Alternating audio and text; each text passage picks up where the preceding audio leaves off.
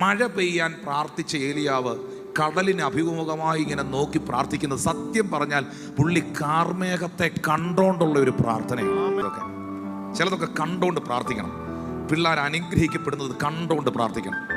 മക്കളെയും കൊച്ചുമക്കളെയൊക്കെ കളിപ്പിക്കുന്നത് കണ്ടോണ്ട് പ്രാർത്ഥിക്കണം.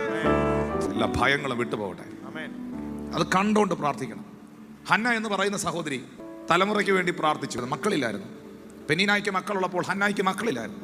ഹന്ന വളരെ നിരാശപ്പെട്ടു, ദൈവത്തോട് പ്രാർത്ഥിച്ചു. എന്നാൽ ഹന്നയ്ക്ക് ഒരു സാമുവേലിനെ ദൈവം കൊടുത്തു, ഒരു മകനെ കൊടുത്തു. ഹന്ന ഈ പള്ളിയിൽ വന്നിട്ട് ഈ കൊച്ചുമായിട്ട് സാമുവേലിനെ കൈ പിടിച്ചോണ്ട് പള്ളി വന്നിട്ട് ഏലി പുരോഹിതനോട് എന്തോ പറഞ്ഞെന്നറിയോ? യജമാനനെ, എന്നെ ഓർക്കുന്നുണ്ടോ? ഞാനാണ് ഈ പള്ളിയിൽ വന്നിരുന്ന് പ്രാർത്ഥിച്ചുകൊണ്ടിരുന്ന സഹോദരി, ഇവന് വേണ്ടിയാ ഞാൻ പ്രാർത്ഥിച്ചെന്ന്. എന്ന് പറഞ്ഞാൽ ഏലി പുരോഹിതനെ ഞാൻ പ്രാർത്ഥനാമുറിയിൽ കണ്ടതിനെയാ എൻ്റെ കയ്യെ പിടിച്ചേക്കുന്നതെന്ന്.